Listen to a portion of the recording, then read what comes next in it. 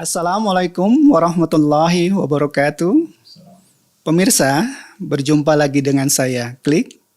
Kita akan berbincang-bincang mengenai hal-hal yang aktual yang terjadi di masyarakat kita, hal-hal yang viral yang terjadi di media sosial, dengan pandangan yang luas, ilmiah, dan menarik tentunya. Bersama guru kita, Ustadz Adi Hidayat. Kita sapa dulu beliau. Assalamualaikum, Ustaz. Waalaikumsalam warahmatullahi wabarakatuh. Sehat, Ustaz? Alhamdulillah. Gimana kesibukan sekarang, Ustaz? Ya, seperti biasa. Seperti biasa ya, Ustaz? Ya, fa idza faragta fansab wa ila rabbika farghab wa qul i'malu fasayarallahu amalakum. Kita hanya ditugaskan untuk menata aktivitas sehingga bernilai baik dalam pandangan Allah. Menyusun rencana sehingga setiap kegiatan itu terukur dan berkualitas, bernilai manfaat. Masya Allah. Ya, Dan selalu terencana ya, Ustaz ya? Ya, demikian Al-Quran mengamanahkan. Dan ini bukan hanya bagi seorang ustadz, tapi setiap kita bagi insan beriman. Karena itu dalam waktu sholat pertama pun kan disebut subuh. Ya, di antara kata subuh itu kan bukan hanya orang Arab ketika bertanya kaifa asbaht, bagaimana keadaan kamu di pagi hari ini, tapi itu juga mengandung kesan kesiapan, rencana yang terukur, yang siap dieksekusi. Jadi insan beriman tuh kalau bangun dari tidur, dia sudah harus memiliki rencana yang terukur, yang akan dia kerjakan mulai di hari itu. Karena itulah kemudian panggilan imannya merespon dia untuk beribadah kepada Allah di waktu subuh, sekaligus kemudian dia memohon petunjuk kepada Allah, taufik, kesepakatan agar Allah meridhai apa yang ia rencanakan di hari itu. Nah, jadi jangan sampai nih Maslik atau saya ditanya nanti jam 8 ada di mana? Wah, gimana nanti aja deh. Jadi caranya nanti bagaimana gitu dibalik. Nggak boleh begitu ya, Ustaz ya? Ya, bagi sementara orang mungkin biasa, tapi insan beriman, imannya membimbing dia untuk menata aktivitas dengan terukur. Kurang lebih demikian. Gimana Mas Klik, sehat? Sehat, alhamdulillah, Ustaz. Alhamdulillah, makin sibuk ya nampaknya. Itu, Ustaz. Ya, kita membantu gerakan dakwah di Indonesia dengan sedikit inilah kegiatan-kegiatan yang bermanfaat untuk masyarakat, Ustaz. Masya Allah. Apa yang mau kita bincangkan hari ini? Kita akan mencoba menyinggung sedikit tentang sejarah Ka'bah, Ustaz. Sejarah Ka'bah. Ya, jadi sebelum waktu Mekah, kita ketahui bahwa Ka'bah itu menjadi tempat menyimpan patung-patung berhala dari seluruh kabilah di Arab waktu itu. Kemudian waktu Mekah, Rasulullah itu menyuruh atau memerintahkan untuk menghancurkan seluruh patung-patung itu. Namun ada referensi bahwa di Ka'bah juga ada gambar Nabi Isa yang digendong oleh Maria. Dan Rasulullah memerintahkan untuk tidak menghapusnya, Ustaz. Apakah betul referensi ini, Ustaz? Baik, pertanyaan yang tajam, terukur, dan mungkin juga jadi atensi bagi banyak orang. Betul. Baik, hanya barangkali begini, kita akan membahas dengan menjawab pertanyaan itu secara langsung dan merujuk pada referensi, atau kita ingin menampilkan satu wawasan yang luas dengan dasar keilmuan yang mengakar.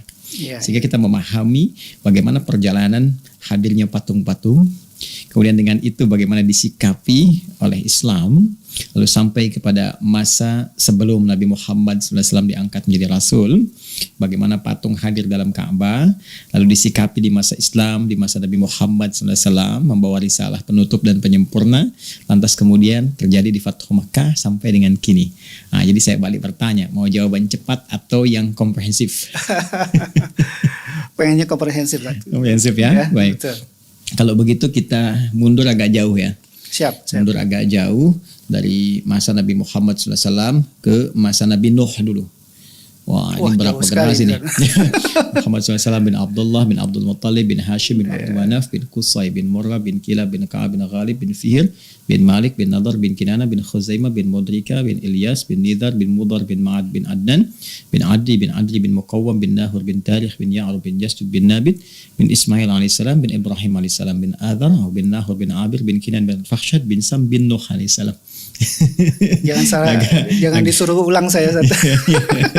Agak mundurnya ini luar biasa nih, 37 sampai dengan ke 40 generasi ke atas. dan itu bisa boleh jadi puluhan ribu tahun deh. Betul. Ustaz. Nah, jadi kalau kita tarik ke masa Nabi Nuh alaihissalam, bahkan nanti diabadikan kisah ini di surah dengan surah nama yang serupa dengan risalah Nabi pembawanya, yaitu surah Nuh. Surah Ya. Nah, jadi Nabi Nuh ini ada yang menyebutkan referensi bahwa beliau lahir 116 tahun setelah Nabi Adam alaihissalam meninggal dunia. Ya, jadi Nabi Adam alaihissalam dengan istri beliau Sayyidah Hawa alaihissalam jami'an diperintahkan oleh Allah untuk turun ke muka bumi, menjalani misi sebagai khalifah di bumi, memakmurkan, hidup saling menggantikan dan seterusnya.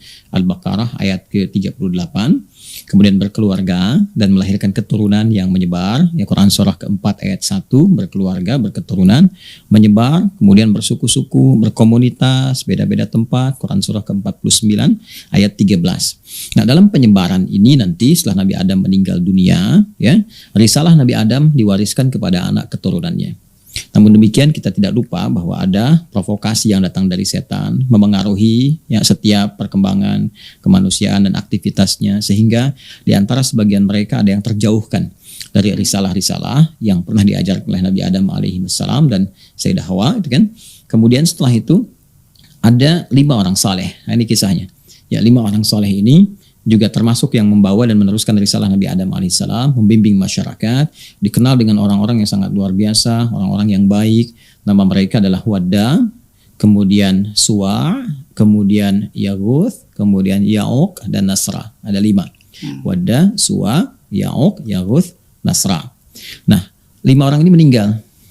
Nah, setelah 5 orang ini meninggal, ada satu rasa di antara masyarakat itu ingin selalu menghadirkan kenangan bersama mereka, ya, ingin hadirnya kenangan, nampak kemudian kelemah lembutan, kesolehan, kebaikan yang menginspirasi, sehingga mereka membuat semacam in memoriam gitu ya, satu kenangan yang mengabadikan 5 orang itu, maka dibuatkanlah patung.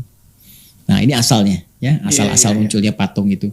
Dibuatkan patung 5 orang ini, namun ternyata ini berkelanjutan dan memengaruhi sisi akidah karena memanfaatkan di situ ada celah yang dibaca oleh setan, dimanfaatkan ya, yang tadinya cuma jadikan untuk bahan kenangan, tiba-tiba kok lewat, kayak ada perhatian ya, kan?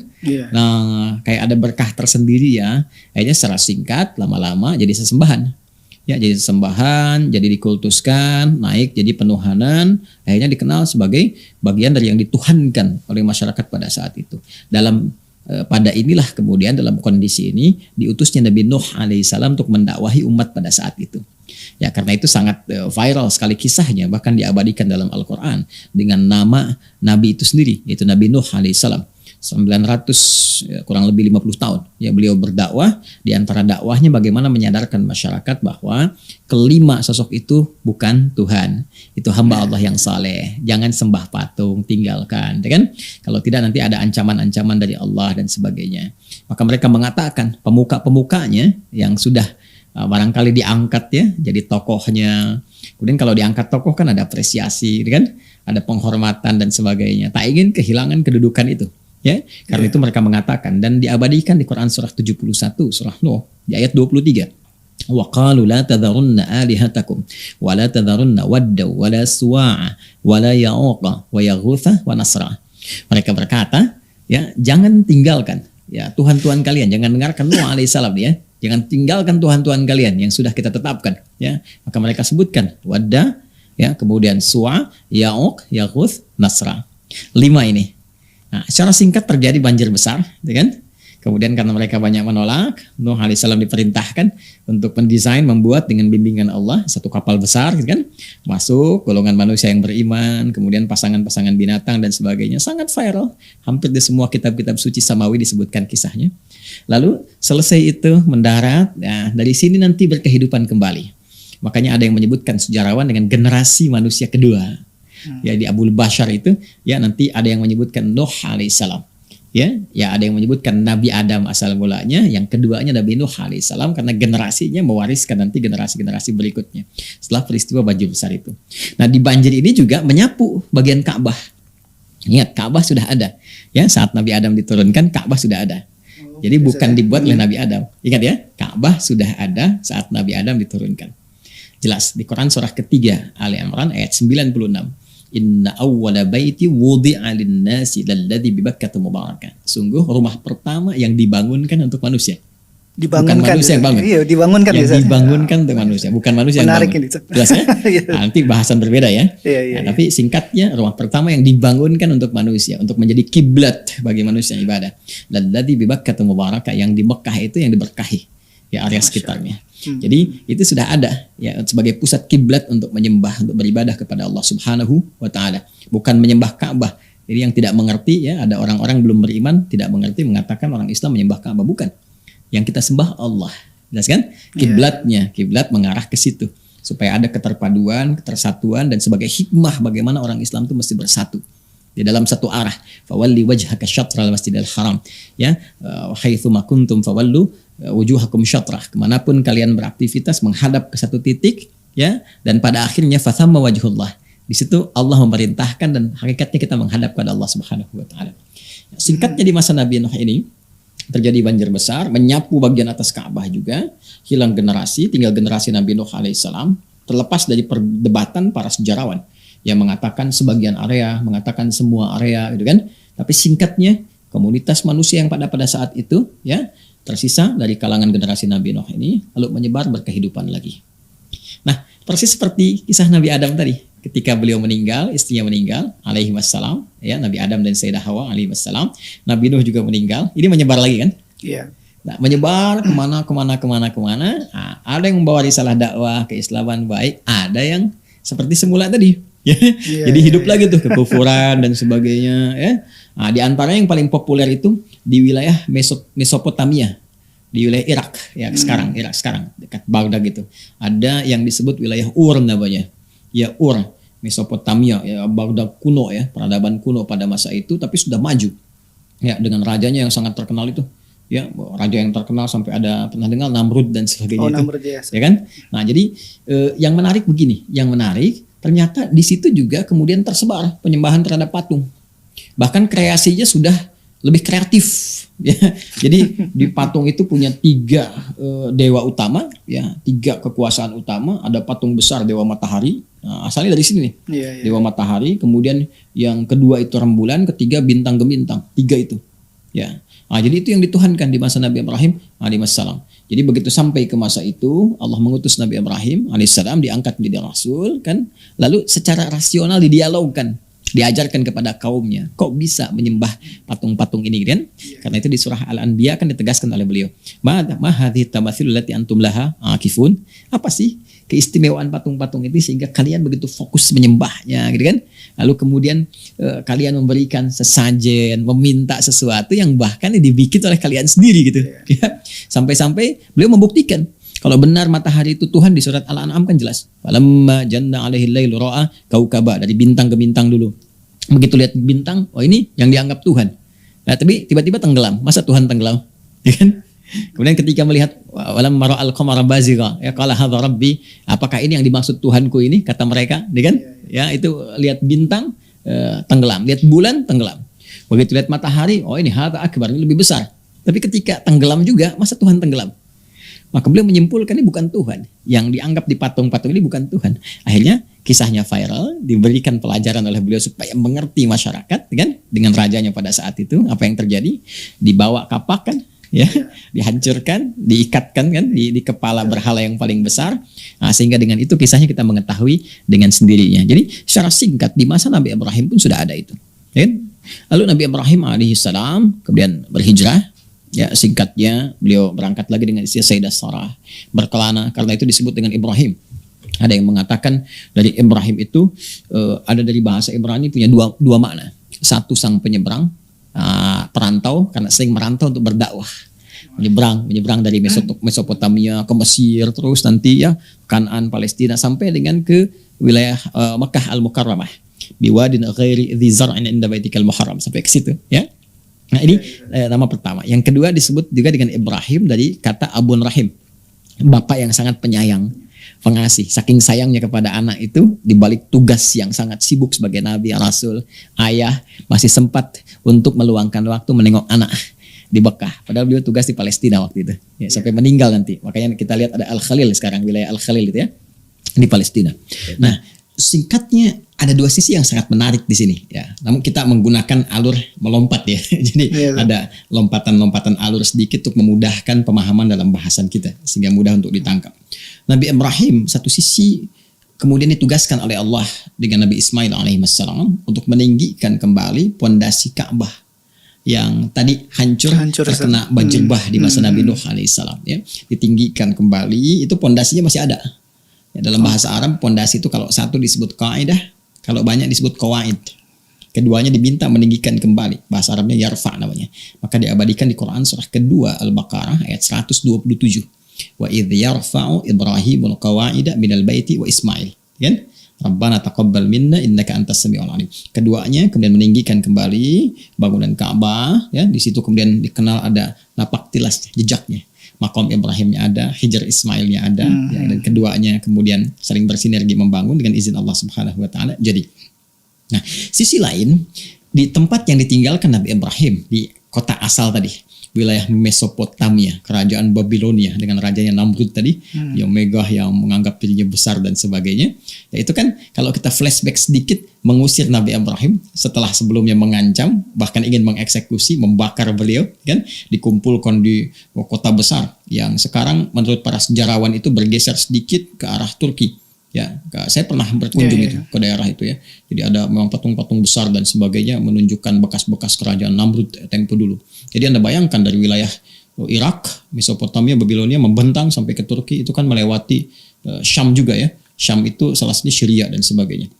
Perbatasan itu. Jadi di situ dikumpulkan dan kemudian Allah selamatkan. Ya di-viralkan, diabadikan kisahnya di Quran surah 21 Al-Anbiya ayat 69. Wa qulna ya naru kuni bardaw wa salaman ala Ibrahim. Kami firmankan ya api ya dengan kuasa Allah Subhanahu wa taala ya api diperintahkan jadikan sejuk kepada Ibrahim. Jangan membakar. Selamat rajanya di situ lantas menyimpulkan ini orang ada jinnya gitu. Maka diusir dari situ. Pergi dengan Sayyidah Sarah singkatnya sampai ke Mesir dapat hadiah Sayyidah Hajar kan ya, singkat melahirkan Ismail sampai tadi kita kembali lagi ke alur awal ya. Jadi saya ingin katakan Namrud dengan suasana itu dia kembali ya menghadirkan lagi suasana seakan kayak kehebatannya macam-macamnya, mempopulerkan lagi Tuhan-Tuhan patung dan seterusnya sampai nanti kisah paling singkatnya adalah menantang Nabi Ibrahim sampai Allah kemudian wafatkan yang bersangkutan hanya dengan seekor nyamuk saja gitu. itu kan viral kisahnya. Nah, di sisi lain artinya saya ingin sampaikan bahwa ini sudah menyebar nih dari wilayah Mesopotamia terus ke Syria gitu kan sampai ke sebagian dekat Turki dan sebagainya ya di wilayah itu.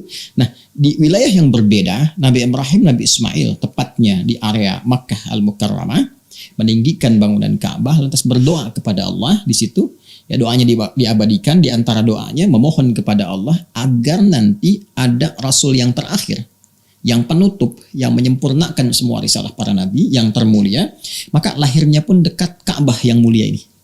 Di keduanya bermohon, karena ini Rasul penutup, yang paling mulia, yang paling istimewa, maka lahirnya pun harus di tempat yang termulia. Ya kan? Dekat tempat mulia, dekat Ka'bah. Dan tiada lain, kecuali Nabi Muhammad SAW. Ya kan? Nabi Ismail di situ, beliau tinggal berketurunan, bahkan di antara doa keduanya kan Rabbana wab'ats fihim rasulan minhum yatlu 'alaihim ayatika wa yu'allimuhumul kitaba wal hikmah wa yuzakkihim innaka antal azizul hakim. Kan? Ya Allah, mohon nanti hadirkan, lahirkan seorang rasul dari kalangan masyarakat yang berkehidupan dekat Ka'bah ini. Itu Nabi Muhammad. Ya, jadi sepeninggal Nabi Ibrahim kan nanti wafatnya kemudian dikuburkan di Al-Khalil itu di Palestina sekarang. Nah, kemudian Nabi Ismail wafatnya di mana? Dekat Ka'bah. Ya, dan menurunkan keturunan itulah yang kelak melahirkan Nabi Muhammad sallallahu alaihi wasallam. Yang tadi saya sebutkan nasabnya. Ya, kurang lebih sampai 29 generasi ke Nabi Ismail. Walaupun terdapat beberapa perbedaan di antara sejarawan setelah Adnan, kan? Namun semua sepakat bahwa Nabi Muhammad keturunan dari generasi Nabi Ismail. Saya ingin katakan bahwa dari generasi Nabi Ismail ini kan dakwahnya tauhid, menuhankan Allah, kan? Di area Ka'bah itu loh, di Mekah itu. Jadi semua terjaga keturunan Nabi Ismail ini. Ya, menuhankan Allah, ya, menyampaikan risalah terus sampai ke masa-masa berikutnya, sampai kehidupan kenabian Muhammad sallallahu alaihi wasallam. Di titik ini pun ada dua kondisi yang sangat menarik, Waslik ini ya. Ini semuanya menarik nih pembahasan. Jadi dua sisi yang sangat menarik. Sisi yang pertama, keturunan Nabi Ibrahim dari Ishak, ya, dari Ishak. Jadi dari istri beliau Sayyidah Sarah melahirkan Ishak, kan? Nah, ini yang tadi belum saya ulas ya. Nah, ini kan melahirkan nanti Nabi Yakub. Dari Nabi Yakub, Nabi Yusuf, berkelanjutan terus kan sampai nanti ketemu Nabi Musa alaihissalam, sampai ketemu nanti Nabi Daud, Nabi Sulaiman ya. Nah, saya akan garis bawahi highlight di masa era Nabi Sulaiman alaihissalam itu beliau sempat memperbaiki ya citra bagaimana persepsi orang-orang yang menjadikan patung itu sebagai sesembahan. Itu dirubah oleh Nabi Sulaiman. Nabi Ya Sulaiman, citranya, iya. ya citranya dirubah oleh beliau, ya diluruskan, ya nggak boleh ini patung jadikan sesembahan. Itu di beberapa tempat itu oleh beliau kemudian direka ulang, ya pola pikir pada saat itu orang-orangnya, bahkan beliau perintahkan jin-jin untuk bikin tempat-tempat yang di tempat itu sebagai deklarasi atau proklamasi peperangan dengan setan, menghambat ya setan itu untuk menggoda gitu kan. Jadi sesuatu yang menghambat, mencegah, benteng itu disebut mihrab namanya. Mihrab, zamannya maharib. Jadi mihrab itu kan tempat ibadah, sedangkan ibadah yang nggak disukai oleh setan. Jadi beliau memproklamirkan dengan dibuatnya benteng ini, di benteng kita dari setan nih. Dengan ibadah kita meningkat, setan nggak mampu untuk menggoda kita, walaupun menggoda lemah dia, ya kan? Nah, kemudian dibuat juga ya patung-patung dalam bentuk apa? Ya, dalam bentuknya seperti pohon-pohon, gedung-gedung tinggi, hiasan-hiasan megah dan sebagainya. Itu diabadikan di Al-Qur'an. Surah 34 Saba. Ya, surah Saba ayat ke-13. Ayat ke-13. Ketika Nabi Sulaiman menghiasi istananya sekitarnya dengan mahariba wa tamathila. Ya kan? Ya, tamasil di situ harus didetilkan ya, nggak boleh disimpulkan patung-patung berdiri sendiri, tidak. Yang dimaksud patung begitu ada pepohonan, dengan ada bangunan-bangunan biasa yang menunjukkan yang tidak bernyawa, dan ataupun juga penampilan yang berbeda dengan yang kita pahami saat ini. Jadi beliau ingin mengesankan bahwa ini loh yang diperkenankan yang seperti ini. Ya, sesembahan diarahkan kepada Allah, bukan dalam konteks untuk penyembahan-penyembahan kepada manusia. Singkat, Nabi Sulaiman meninggal juga kan? Meninggal, ya jin baru telat taunya, setan provokasi lagi, diangkat lagi tuh. Malah ingin dibawa untuk bisa mengagungkan Sulaiman, dibikinkan lagi ininya apa monumennya macam-macam ya dan sebagainya. Ya, jadi berkembang lagi tuh dengan lebih luas lagi. Jadi satu titik di era itu sampai berketurunan kembali, nanti diluruskan lagi ya sampai nanti ke Nabi Isa alaihissalam. Ya, risalah Nabi Isa alaihissalam 600 tahun sebelum kelahiran Nabi Muhammad sallallahu alaihi wasallam. Itu kan di wilayah Palestina juga. Ya, wilayah Palestina juga. Jadi Anda bisa bayangkan di wilayah itu ada pengarahan persepsi tentang patung ke arah yang baik, kemudian pengarahan kepada dakwah tauhid, menyembah Allah Subhanahu wa taala, sampai puncaknya nanti risalah Nabi Isa alaihissalam di sekitaran Palestina nanti ya, di Bethlehem sekarang, Baitul Laham di sekitarannya di daerah itu. Nah, di titik ini 600 tahun, sementara di Mekah situasi berbeda, sisi yang lain. Nah, dua sisi. Sisi yang lain di Mekah ini kan berkelanjutan beraktivitas ini.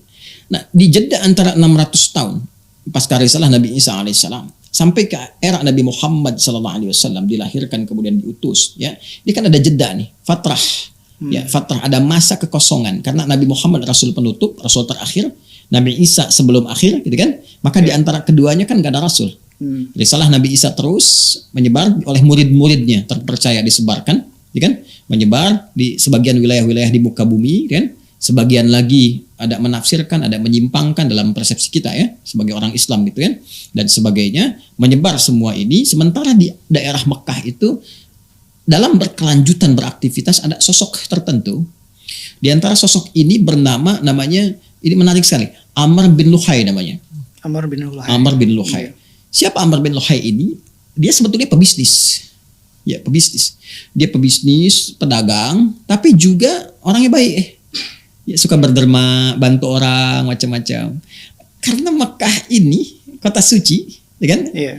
Maka ketika terlihat orang ini, sosok ini panutan, public figure, baik, suka berderma, segala macam-macam, maka orang melihat, wah ini kalau bahasa kita wali ya nih, wali kota suci nih, ya kan? Dia ini orang-orang bagusnya nih, orang teladannya nih, udah kaya, bagus, tuh kan, suka berbagi macam-macam. Tapi dia pebisnis. Nah, satu kali dia ini, nah titik lain yang perlu ditegaskan adalah dia ini selain dia kaya, kan, dia perhatian, cuma lemah agama. Masih awam nih, awam. Jadi dia nggak kenal dengan risalah-risalah tauhid yang dibawa oleh Nabi Ibrahim, Nabi Ismail diajarkan di situ. Jadi dia berbisnis saja, taunya ya ke Ka'bah itu cuma tawaf. Ini belum ada patung loh ya, Ka'bah belum ada patung nih. Amr bin Luhai ini ya karena dia pebisnis, perantau, dia merantau ke Yaman, ke Syam. Masih ingat nggak tadi saya sampaikan wilayah Syam? mendapatkan dampak-dampak dari era-era patung di masa Namrud dan sebagainya sudah mulai menyebar. Maka ketika dia ke Syam, dia melihat kok banyak patung ya. Ada banyak patung nih. Oh, banyak patung nih. Sedangkan Syam itu kan bumi para nabi. Ardul Anbiya. Iya kan? Iya. Nabi Ibrahim di situ, Nabi Daud di situ, semua Sulaiman di situ, Nabi Musa juga wafatnya dekat situ. Ini negeri para nabi nih, karena dia awam dari segi agama, walaupun dia kaya, dia baik, dia awam agama nih. Dia tafsirkan karena ini negerinya para nabi, dia boleh jadi, oh ini yang dimaksudkan nih Tuhan-Tuhan ini. Dan pikiran bisnisnya seketika jalan juga. Iya. Apa itu? Wah, kalau saya dapatkan ini, saya bawa ke Mekah, saya infokan ke orang Mekah. Ini di negeri para nabi ini sekarang Tuhan-Tuhannya patung-patung begini. Terus yang kedua, dia pikir kalau ini Tuhan-Tuhan dia bawa, ya dipopulerkan di Mekah, mungkin orang-orang Syam juga akan lebih banyak datang ke Mekah. Karena Tuhan mereka ikut ke sana gitu. Ya. Nah, ini informasi disampaikan di dalam kitab ini, Ar-Rahiqul Makhtum, ya. Ya, karya Syekh Al-Mubarakfuri. Nah, ini kitabnya, Ar-Rahiqul Makhtum. Jadi kalau kita baca di sini kita akan temukan satu uraian, ya. Jadi terkait dengan perkembangan keyakinan-keyakinan sebelum eranya Nabi SAW. Jadi kalau kita buka ke sini kita akan temukan. Jadi kalau Mas Klik dapatkan kitab ini, buku ini, ya Ar-Rahiqul Makhtum karya Syekh Mubarakfuri, halaman 35. Ada? Ini ada Diyanatul Arab judulnya. Diyanatul Arab, ya keyakinan-keyakinan, agama-agama, kan? Kepercayaan-kepercayaan di kalangan Arab sebelum masa kenabian. Jadi pra-kenabian. Ini disebutkan sih lengkap sekali. Ya, bahkan yang tadi saya terangkan tuh, cukup lama saya terangkan di era Nabi Nuh, macam-macam disebutkan. Jelas semuanya nih. Nah, sampai kemudian nanti halaman 36 disebutkan seperti saya sampaikan. Ya, kalau saya bacakan nih, wa kanat lahum taqalid wa marasim fi ibadatil asnam ibtada'a aktsaruha Amr ibn Luhai. Ya kan? Nah, di Arab itu pada masa pra-kenabian itu dengan jejak yang tadi saya telah sampaikan, nah, kemudian mereka banyak menghadirkan patung-patung tadi. Didatangkan. Nah, itu pelopornya siapa? Amr bin Luhai. Nah, jadi niatnya dua tadi. Yang pertama karena awam keberagaman. Ini yang bahaya itu. Jadi kalau awam agama, jangan banyak komen tentang agama. Jadi bermasalah nanti ya. Apalagi kasih statement misalkan nanti jadi bermasalah. Nah, ini Amr bin Luhai dulu begitu. Ini statementnya negeri para nabi nih, banyak patungnya. Berarti ini benar nih dibawa patung. Sisi yang bersamaan jiwa bisnisnya datang. Wah, dia katakan, wah ini kalau dapat ini lumayan nih nanti orang banyak datang. Akhirnya dibawa. Sedangkan orang Mekah, tadi kan saya katakan, melihat Amr bin Luhai ini sebagai tokoh baik.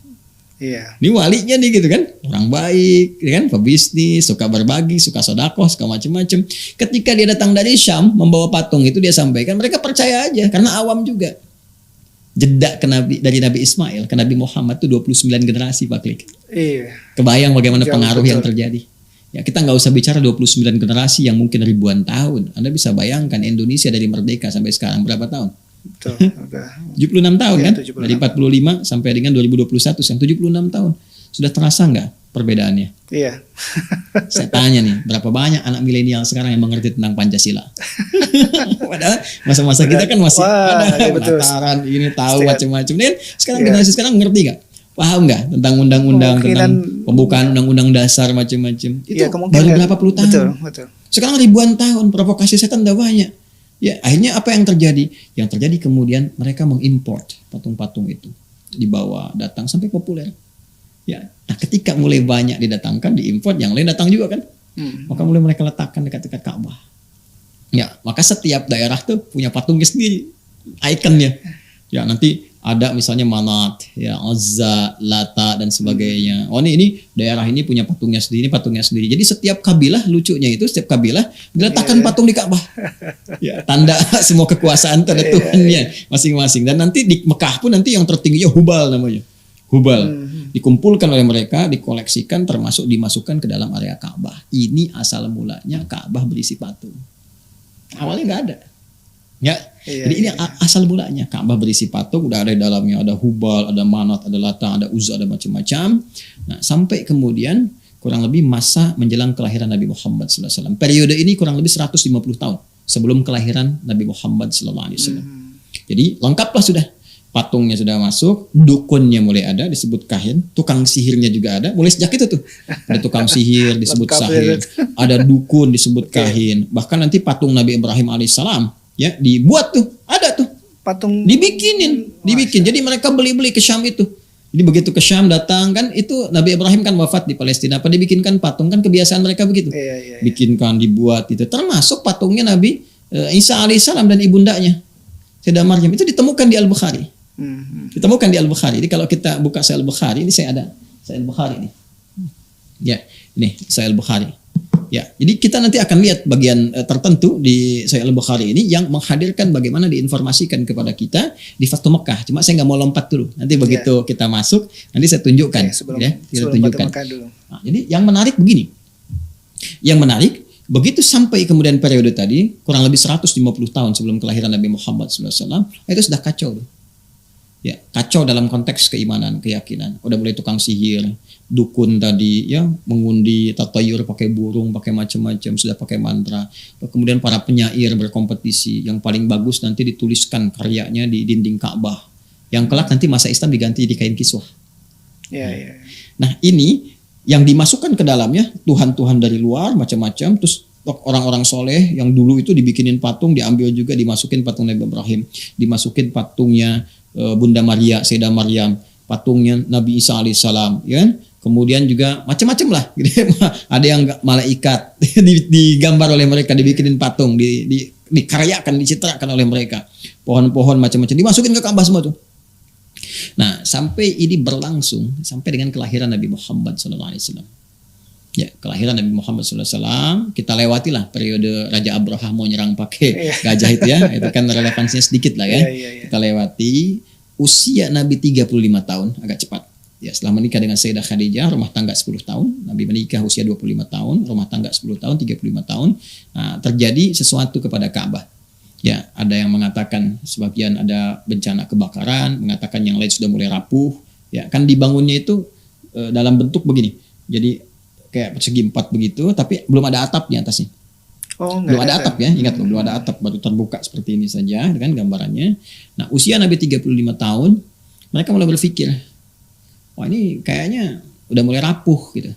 Udah rapuh, ya belum lagi ada musibah, tadi bencana, ada yang menyebutkan kebakaran, ada yang lainnya gitu kan. Nah, itu udah mulai retak, udah mulai sebagian ini ya, nggak kokoh gitu. Apa yang terjadi saat yang bersamaan, ada kapal Romawi, Karam, daerah Jeddah. Nah, qadarullah itu didesainnya pakai kayu-kayu. Ini nyata kisahnya. Ya, nyata kisahnya. Kemudian ketika dalam suasana itu mereka dapati, datanglah orang-orang Arab Quraisy pada saat itu, sepakat mereka kumpul. Rapat lah para inohong gitu. Tokoh-tokohnya rapat, gimana kalau kita renovasi Ka'bah. Nah, mereka putuskan untuk renovasi secara cepat dan singkat saja, diminta dari bagian kayu-kayu di kapal itu dan diminta di arsitek ini ya untuk menata seperti apa itu bisa direnovasi dengan tujuan untuk menata supaya lebih bagus. Nah, dalam proses renovasi ini itu dikeluarkan dulu Mas Klik ya, segala yang ada di dalam Ka'bah itu termasuk patung-patung tadi ya, yang disebut dengan berhala ya, yang hubal, yang macam-macam gitu ya, dikeluarin semua. Unik juga nih ya. Kemudian setelah itu selesai, singkatnya jadi, sudah bagus lagi gitu kan. Nah, dimasukkan kembali tuh patung-patung itu. Nah, cuma mereka berselisih ya pada satu titik saja, yaitu tentang Hajar al-Aswad ya, batu hitam itu Al-Hajar al-Aswad yang bagian pokok ya, dari pokok di bangunan Ka'bah itu. Maka di antara mereka berselisih, kabilah-kabilah itu siapa yang paling pantas meletakkan itu kembali ke tempatnya. Ya, kalau meletakkan patung nggak ada selisih tuh. Siapa aja silakan. Ini unik juga nih. Siapa yang letakin hubal, siapa aja deh masukin. Tapi begitu pada satu titik yaitu Al-Hajar al-Aswad ya, batu hitam itu yang bagian dari pokok ya, dari bangunan Ka'bah itu. Nah, itu mereka berselisih karena semua pada pengen ya, ingin menampakkan ya taruhlah wibawa gitu kan, pengaruh macam-macam. Lalu secara singkat tetua di antara mereka, tetuanya, sesepuhnya itu mengusulkan, udah gini aja deh, siapa yang masuk duluan ke Masjidil Haram ini ya, di area Ka'bah itu, Masjidil Haram kita kenal kan sekarang ya. Ya, kalau sekarang sudah lebih luas ya, dulu kan terbatas.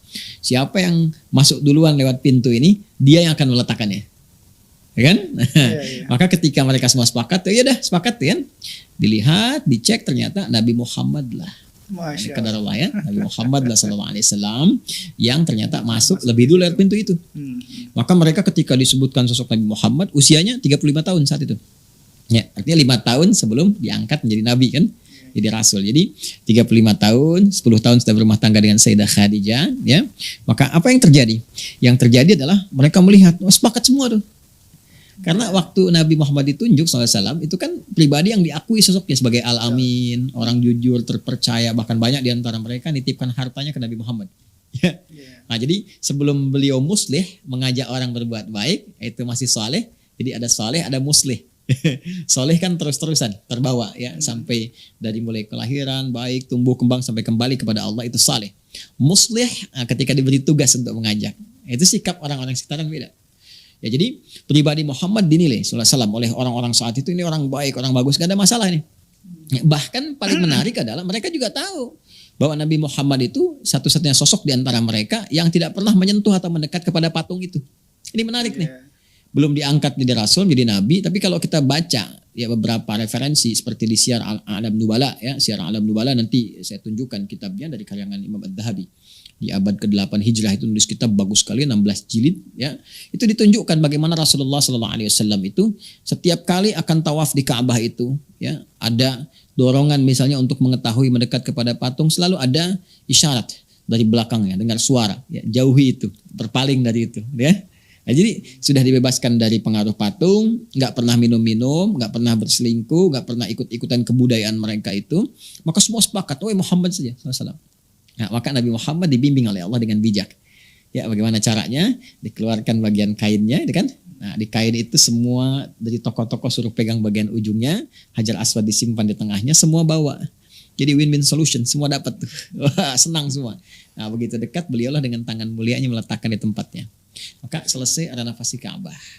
Nah, cuma menyisakan juga di situ. Ya, satu persoalan penting jadi pembahasan kita. Apa itu? Kan tadi saya katakan patungnya dimasukin lagi. Yeah. Patung dimasukin lagi ya, kemudian ada yang tambahin dengan gambar-gambar, mulai dilukis-lukis tuh. Ya, gambar. Makanya redaksi nanti banyak-banyak di informasi yang sampai ke kita, baik di hadis-hadis terutama, itu ada redaksi menggunakan suar, bentuk jama dari kata suara. Sedangkan suara itu ada dua makna. Ya, bisa timtal, jamaknya tamathil, berarti patung-patung. Bisa surah dalam artian lukisan. Ya, lukisan gambar-gambar itu ya, dan sebagainya. Jadi di situ udah dipenuhi tuh. Ya, ada gambar-gambar, ada patung-patung, terutama patung-patung tuh. Ya, patung ini, patung itu, macam-macam. Termasuk di antaranya ya, ada patung yang saya sebutkan, patung malaikat, ya, gambar pohon-pohon. Ya, bisa bayangkan. Terus lukisan-lukisan tentang malaikat, terus digambar di situ ya tadi siapa aja lah, Nabi Ibrahim, Nabi Ismail, pokoknya yang dari Syam, dari mana yang bisa mendatangkan banyak orang, Tuhannya ya diimport ke sini semua nih. Tuhannya diimport ke sini semua. Semua bisa datang, dimasukin ke Ka'bah. Jadi semua suruh putar-putar tuh. Ya, tawaf macam-macam dengan gayanya yang berbeda-beda, ada yang siul-siulan, ada yang enggak pakai busana, mohon maaf, ada yang macam-macam itu. Ya itulah terjadi, makanya disebut jahiliyah. Ya, jadi jahiliyah. Jadi sudah cara berpikirnya sudah tidak terukur, ya, cara bergaulnya sudah tidak teratur dan sebagainya. Jadi muncul kekacauan-kekacauan dalam konsep norma ya, yang tidak bisa diukur dengan standar-standar kemuliaan, kebaikan. Maka dalam suasana itu kemudian Nabi diutus secara singkat, berhasil diperbaiki oleh Rasulullah SAW ya, dalam fase hijrah ke Al-Madinah Al-Munawwarah, Yathrib kelak jadi Al-Madinah Al-Munawwarah, balik lagi. Nah, ketika balik itulah ke Mekah tuntas pada saat itu. Ya, dalam pembukaan kota Mekah. Ya, jadi bukan penyerangan, ingat ya, bukan ekspansi, bukan invasi, tapi selalu redaksi digunakan kata fatah. Fatah itu membuka sesuatu yang dengan pembukaan itu melahirkan kebaikan-kebaikan. Ya, makanya dikenalnya di Islam itu futuhat, pembukaan. Maksudnya apa? Ketika Islam datang, membuka pintu bagi Islam, Islam datang maka diterangi itu dengan cahaya, dengan kebaikan-kebaikan. Silahkan Anda cek ya, Islam kemanapun datang, nggak pernah menghadirkan persoalan itu. Ya, dalam konteks persoalan yang menyusahkan orang nggak ada. Islam ke Eropa, bantu Eropa punya peradaban 7 abad. Islam di timur di Baghdad bangun peradaban, cahayanya luar biasa, keilmuannya, kemajuannya, peradaban masyarakatnya dan sebagainya. Bahkan mereka bangga mengenakan pakaian-pakaian yang kemudian disupport oleh nilai keislaman. Bangga pada saat itu. Lihat di Eropa bagaimana ratu-ratu dulu mengenakan jilbab. Ya, mengenakan kerudung setidaknya gitu kan. Pakaian-pakaian yang bagus, terus orang-orangnya yang laki-laki pakai jubah dan sebagainya. Ya, ini bukan ke Arab-Araban, bukan, tapi menunjukkan konteks bagaimana yang maju itu mengaruhi dari budaya dan sebagainya. Kan itu tesisnya Ibnu Khaldun seperti itu. Nah, dalam suasana Fathu Makkah itu datang Nabi Muhammad SAW kan, dengan pasukan prajurit beliau membuka untuk memberikan kebaikan, nilai kemuliaan ke Makkah. Makanya saat masuk itu nggak ada peperangan. Ya, orang menduga nih, aduh dibantai nih gitu kan. Muhammad datang nih, udah kita usir dari sini pasti dendam. Kebayang macam-macam aja, pasti dendam nih, kita akan dibantai, kita begini. Kaget mereka. Karena tiba-tiba pasukan udah datang. Tapi yang terjadi apa? Siapa yang berada di area Masjidil Haram aman. Yang masuk rumah Abu Sufyan aman. Semuanya damai gitu. Damai. Dan mereka tuh yang mengerti ini risalah kedamaian, kebaikan, kemuliaan. Akhirnya dengan kesadaran paripurna itulah kemudian masuk Islam berjamaah, berombongan, macam-macam. Itu dalam bahasa Arabnya sesuatu yang berombongan, kan? Sesuatu yang banyak gitu kan. Secara serentak bersamaan itu disebut dengan afwaj namanya. Afwaj. Maka ketika turun surah An-Nasr itu idza jaa nasrullahi wal fath. Fath membuka kebaikan. Wa ra'aitan nasa yadkhuluna fi dinillahi afwaja. Itulah makanya kalau datang dengan kedamaian, kebaikan, toleransi yang mulia, akhlak yang baik, masya Allah itu dakwah yang terbaik gitu.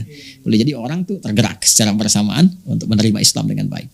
Setelah menerima Islam, menerima risalah tauhid dengan baik, maka perintah pertama Nabi di antara sekian perintah itu yang ada adalah membersihkan area Ka'bah untuk ibadah.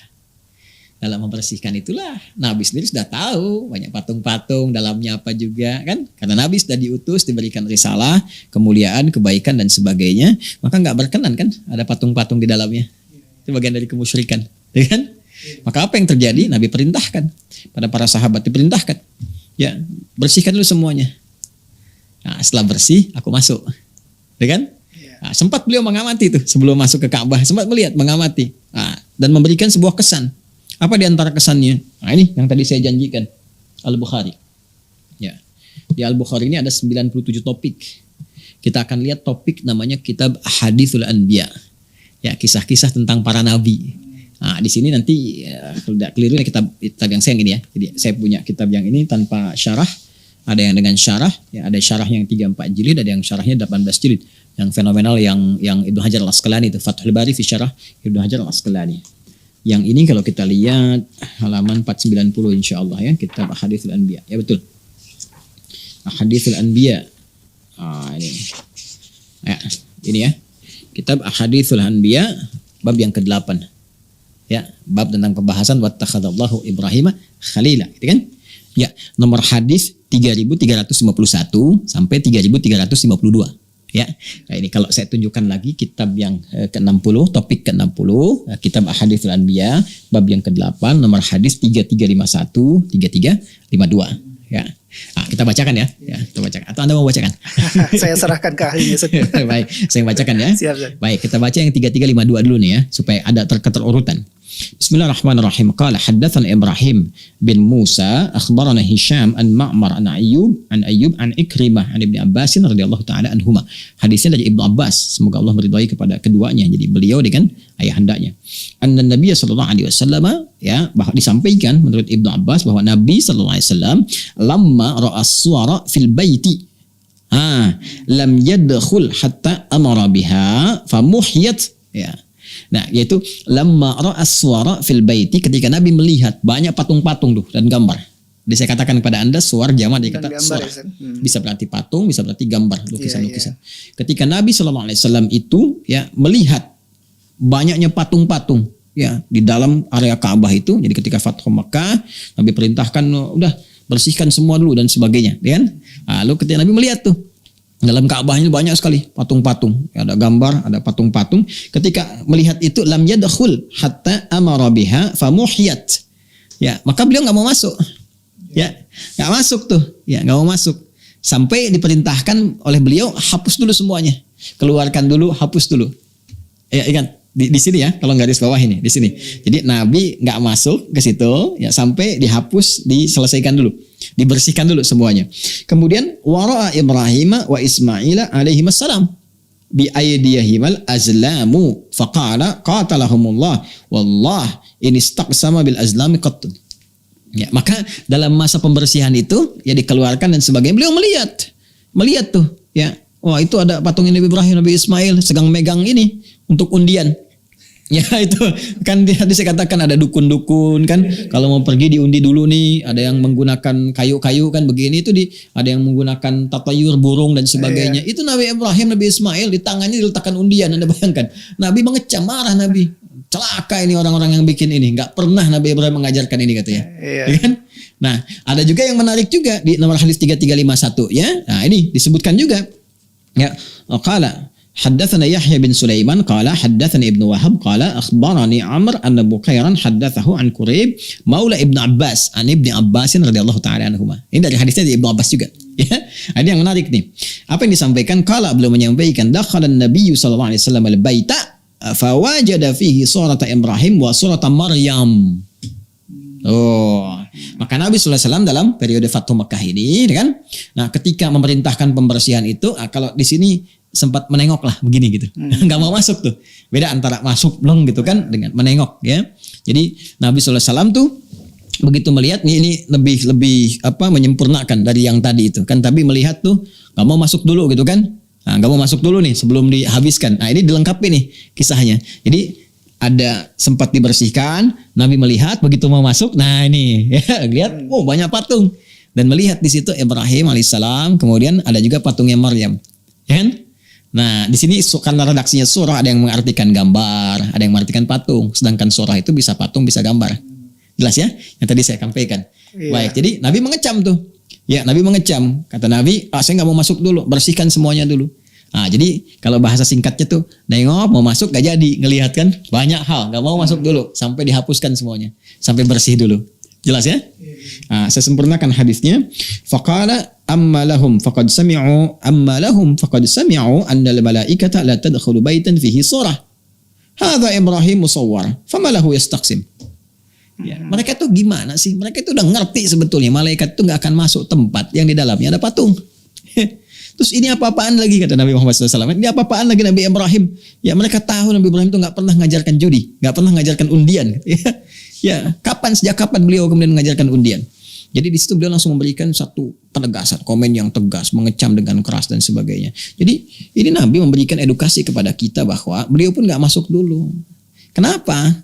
Karena beliau mengajarkan memahami malaikat nggak mau masuk ke tempat yang banyak patung yang seperti itu, apalagi di situ menduakan Allah dan sebagainya. Ini bukan menduakan lagi, membanyakkan dengan macam-macam, membanyakkan ini nggak mau masuk. Jadi ini yang paling sahih riwayatnya. Nah, riwayat ini ketika disampaikan menyebar dan sebagainya. Nah, kemudian ada yang menarik nih. Ya, biasanya kan kalau saya bicara begini, Mas Klik saya gambarkan. Jadi kalau ada seorang menyampaikan, terus yang mendengarnya itu ada 10 orang.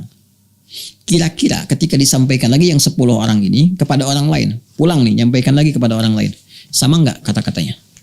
Mungkin nggak sama, Sat. Mungkin nggak sama redaksinya. Iya. Baik, maknanya bisa sama nggak?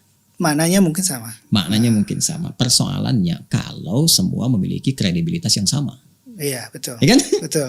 Ya. Nah, terus kalau disampaikan lagi sampai ke generasi berikutnya. Paling gampang Mas Klik bikin 10 orang berbaris, bisikan satu hal. A bisikan sampai ke ujung yang ke-10, kira-kira lihat sama nggak dengan apa yang kita ucapkan? Biasanya ada distorsi pasti. Ada distorsi, bahkan ada reduksi beberapa hal gitu kan. Nah, ini pun sama, ketika hadisnya udah jelas disampaikan macam-macam, kan dulu nggak ada kayak kita cetakan sekarang. Kayak Google sekali klik muncul semua begini. Dulu kan pakai lisan. Sampaikan begini menyebar. Di pertengahan itu dalam penyebaran itu ada yang menyisip-nyisipkan. Apa yang diantara disisipkan itu dibuatlah semacam satu sisipan tambahan. Dalam ilmu hadis, sisipan di tengah-tengah itu idraj. Adraja yudriju idrajan. Hadisnya disebut dengan mudraj. Hadis mudraj itu hadis yang berisi sisipan. Sisipan itu bukan bagian dari hadis. Bisa jadi tafsir, bisa jadi cerita tambahan, bisa macam-macam. Apa di antara tambahan itu? Tambahan itu yang dikisah-kisahkan adalah saat dalam masa ya penghapusan gambar-gambar tadi, kemudian pembersihan itu semua ada di antara redaksi itu yang menunjukkan bahwa Nabi memberi isyarat, ini hapus semuanya, ya. Terus begitu melihat yang patungnya Maryam, ya kan? Alaihissalam, ada Nabi Isa-nya digendong macam-macam ya, gambarnya kan ada gambar, maka di situ ada yang menyebutkan kecuali yang ditutup oleh tanganku ini. Kecuali yang di belakang tanganku, kecuali di bawah tanganku ini. Macam-macam lagi, ada yang menyebutkan ke gambar, ya, ambil air zam-zam, basahin, habisin semua gitu kan. Nah, kecuali yang ini, ada yang menyebutkan kemudian di patung, ada yang macam-macam, ya, kecuali dengan yang ini dan sebagainya gitu. Nah, ini tambahan-tambahan. Ini sebetulnya sudah lengkap tuntas dibahas oleh para ulama. Bahkan ditunjukkan juga perjalanan kisahnya. Seperti apa gambaran-gambarannya gitu kan. Nah, semacam misal ya kita beri contoh. Misalnya ini ada kitab bagus sekali yang saya tadi sampaikan. Siyar A'lam Nubala karya Imam Adz-Dzahabi. Ya, ini kitab bagus nih, 16 jilid ya, di abad ke-8. Beliau itu wafat tahun 718 Hijrah ya. Ini kitab bagus, 16 jilid, ini juga ahli hadis macam-macam ya. Nah, ini kalau kita buka di sini di halaman 53 khususnya. Nah, ini. Ya, beliau mengisahkan ini. Beliau sampaikan ini halaman 53 ya, tuh ya. Ini kitabnya Syiar A'lam Nubala, jilid pertama, jilid 1 dari 16 jilid, halaman 53. Qala wa fil hadithi عن ابن أبي نجيح عن أبيه عن حويطب ابن عبد العزى وغيره فلما كان يوم الفتح دخل رسول الله صلى الله عليه وسلم إلى البيت فأمر بثوب فبل بماء وأمر بطمس تلك الصور ووضع كفيه على صورة عيسى وأمه وقال أمه الجميع إلا ما تحت يديه. Ya kan?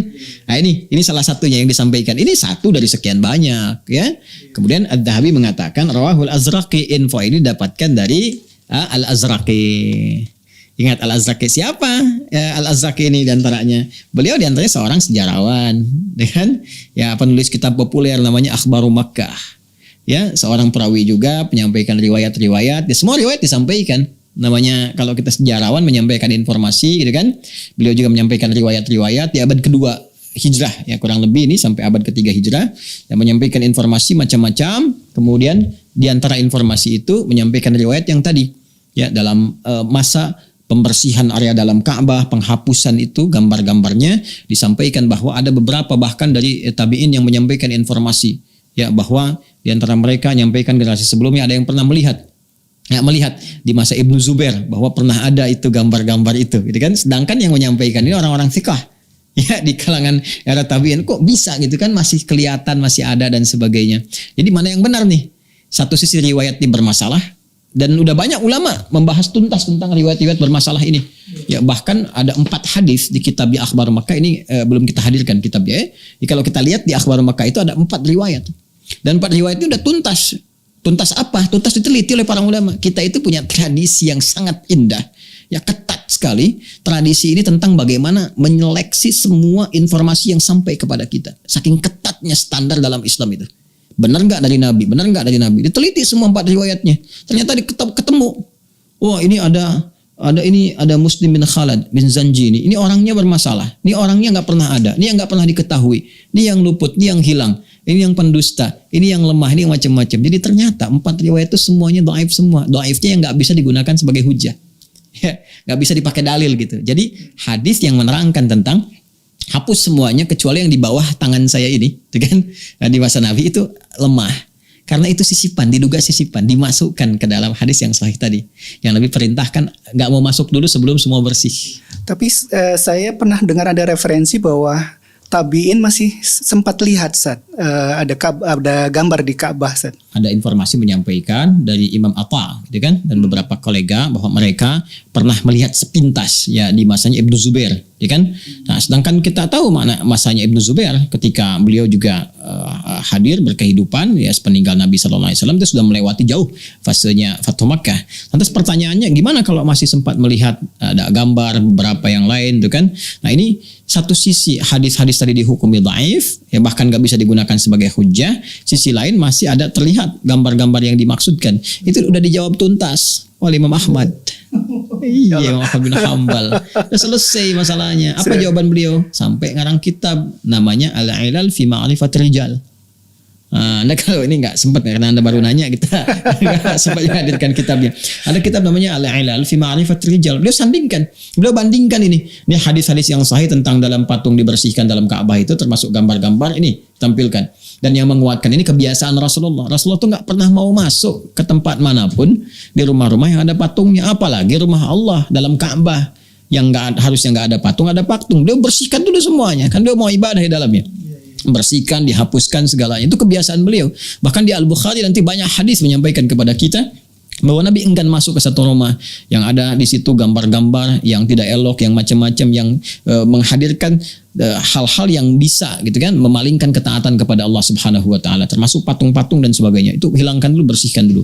Nah, sedangkan di sisi lain hadis-hadis dhaif tadi yang mudraj yang tadi disampaikan ya, secara faktual ada Imam Atta yang memang thiqah, kredibel, terpercaya. Katanya pernah sekilas melihat, kata Imam Ahmad bin Hanbal, dipadukan dua hal ini. Ini hadis yang sahihnya jelas diperintahkan dihapus.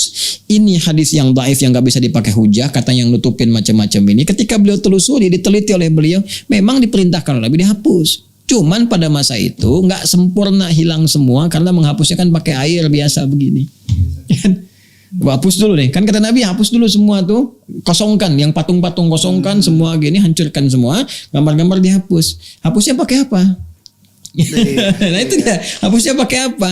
Ya dihapus waktu itu pakai apa? Pakai air kan? Dihapus. Kata Imam Ahmad bin Hanbal dalam kitabnya Al-Ilal fi Ma'rifatir Rijal, itu menyisakan bekas-bekas. Boleh jadi yang dilihat oleh Atta itu bukan gambar utuh yang kemudian tampak di era Nabi, Fathu Makkah dihapuskan, bukan. Yang terlihat boleh jadi bekas-bekas itu. Ya kan? Makanya riwayatnya pun nggak jelas ketika sampai, disebutkan cuma melihat gitu kan. Yang dilihat tuh apa? Nggak pernah sampai. Itu pun jadi perdebatan lagi. Maka Imam Ahmad menelusuri, dilihat oleh Imam Ahmad, oh yang diduga dilihat oleh Imam Atta ini bukan gambar-gambar yang nyata seperti di era Fathu Makkah. Yang dimaksudkan adalah boleh jadi bekas-bekas itu masih tampak. Ya. Yang sekarang kalau Anda masuk ke area Ka'bah kan sudah bisa terpublikasikan banyak gambar, di YouTube juga bisa dilihat, tuh kan? Kan sekarang Anda bisa lihat tuh di area Ka'bah, selain atasnya nanti ada, Masya Allah ya, sudah ada atapnya, berapa 3 tiang, kemudian ada di situ ada ayat-ayat ya, selain yang di luar kan di dalam juga ada tuh. Nah, kemudian ada semacam grafiti, siapa yang merenovasi dan macam-macam. Pernah itu nggak ada berapa? Ada 8 kan? Ya 1, 2, 3, 4 kalau kita hitung gitu. Kita juga bisa menduga boleh jadi itu tuh juga menutup ya bekas-bekas yang terdahulu, dirapikan lagi macam-macam lagi. Sedangkan Ka'bah kan sudah mengalami renovasi juga.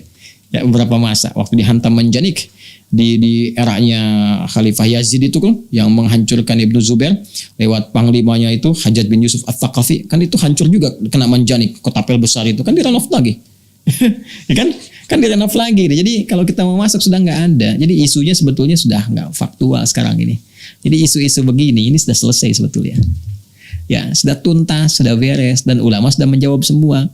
Isu tentang hadisnya dijawab, ini hadisnya dhaif. Dhaifnya sangat lemah, saking lemahnya nggak bisa dipakai sebagai hujah.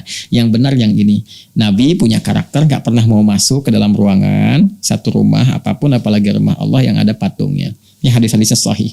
Dan karakteristik Nabi itu begini, di rumahnya begini dengan Sayyidah Aisyah terutama, di tempat ini begini, selesai. Kemudian Fathu Makkah diperintahkan sahabat untuk menghancurkan semua patung-patung, menghapus gambar-gambar. Ya kan? Adapun bagaimana kualitas hapusan itu, apakah masih ada ataukah ada jejaknya, tapaknya sedikit dan sebagainya, nggak ada informasi spesifik. Yang penting Nabi meminta, keluarkan semua, hapus semuanya, baru Nabi masuk kan? Beraktivitas di dalamnya. Lalu kalau ada informasi mengatakan bahwa Imam Atta pernah melihat atau yang lainnya itu kan, itu kan juga nggak sampai kepada kita jelas informasinya. Apakah yang dilihat itu kemudian benar-benar utuh? Tapi Imam Ahmad jenius melakukan penelusuran, ditemukan oleh beliau itu bekas-bekasnya, jejak-jejak yang sebetulnya sudah dihapus masa lalu, cuman mungkin masih kelihatan ada bekas-bekas dan sebagainya. Dan disempurnakan tuntas sekarang clear, bening, bersih, bagus, nggak ada gambar dan sebagainya. Jadi singkatnya adalah hadis yang disampaikan oleh sementara orang sampai kini bahwa dalam Fathu Makkah diperintahkan dihapuskan termasuk gambar-gambar ya, tapi tidak untuk yang gambar Bunda Maryam dengan Yesus yang ditutup seperti ini, gitu kan, oleh Nabi SAW di dalam riwayat itu disampaikan demikian. Itu riwayatnya riwayat yang tidak tepat, tidak benar, masuknya mudraj, disisipkan ke dalam riwayat yang benar. Riwayat yang benarnya cukup sampai patungnya Nabi Ibrahim, gambarnya, bahkan nanti ada gambar malaikat, gambar pohon, gambar macam-macam, gitu kan. Nah, kemudian termasuk juga gambar Nabi Isa dengan ibundanya Sayyidah Maryam alaihi wassalam. Nah, kemudian itu semua sudah dibersihkan keseluruhannya untuk memberikan kesucian, kesan suci kepada Ka'bah al-Musyarrafah, Ka'bah yang mulia. Kan kita balik nanya, kenapa yang Nabi Isa ditutup begini, yang Nabi Ibrahim enggak? Ya, terus kenapa yang malaikat dibiarkan dihapus? Kan kita bisa nanya begitu juga. Ya, yang alasan paling rasional adalah alasan disampaikan oleh Imam Ahmad. Kemungkinan tuh begitu dihapuskan semua tuh masih ada bekas-bekas sebagian tuh kan yang belum sempurna keseluruhannya, atau bahkan juga ini diperdebatkan riwayatnya. Kalau ada yang sahih kenapa ngambil yang lemah sih? Iya, yang lemah tuh kadang-kadang memunculkan kontroversi saat mungkin gitu ya. Ya kontroversi kan tujuannya macam-macam gitu. Ya, tapi saya sih begini, isu ini kan sebetulnya udah dijawab, udah tuntas. Ya, barangkali juga dengan kita ada perbincangan semacam ini, ada khazanah yang diinginkan oleh Allah untuk terbuka, untuk diketahui, untuk luas. Tapi kalau sudah paham, apalagi kita orang Islam, orang beriman dan tahu kaidah. Apa kaidahnya? Islam itu selektif. Dasar ilmunya kuat sekali. Maka dalam Islam itu saking selektifnya, nggak boleh terima informasi sembarangan. Quran surah 17 misalnya kan, ayat 36, wala taqfu ma laysa laka bihi ilm, innas sam'a wal basara wal fuada kullu ulaika kana anhu mas'ula. Jangan ikuti segala hal yang tidak ada dasar ilmunya. Bahkan ilmu pun dirumuskan dengan ketat. Ini yang boleh diterima, ini yang nggak boleh, ini yang lemah, ini yang diabaikan, ini yang bisa kuat dan sebagainya. Dan alhamdulillah kita punya tradisi itu di Islam. Sehingga semua informasi yang sampai ke kita itu qualified, terkualifikasikan dengan baik, kualitasnya terjaga, bahkan bisa dipertanggungjawabkan. Tingkat tertingginya Al-Quran, keduanya hadis pun ada seleksinya, bahkan ada tingkatannya. Tunjukkan pada saya di mana Anda mendapatkan informasi yang transmisinya tersambung sampai ke penutur awal dengan selektivitas yang sangat ketat, kecuali di Islam. Ya, jadi kalau kita disimpulkan sekali lagi, cukup selesai, gitu kan? Maka tidak ada gambar, tidak ada patung-patung dalam Ka'bah, selesai semua dibersihkan, Fathu Makkah, tuntas. Kalaupun Anda masuk sekarang ke Ka'bah pun atau ingin melihat, sudah tidak ada, semuanya sudah utuh, sedia kala. Dan apa sih untungnya memperdebatkan yang seperti ini? Kalau dulu kan ulama diskusinya ke aspek keilmuan gitu ya, untuk menguji kualitas sebuah hadis. Ini hadisnya benar enggak? Itu ke situ. Ya bukan melebar ke hal-hal yang lain yang ya makanya biasa saja sebetulnya kalau di kitab sejarawan apa ada informasi sejarawan biasa aja, nanti diuji kualitasnya.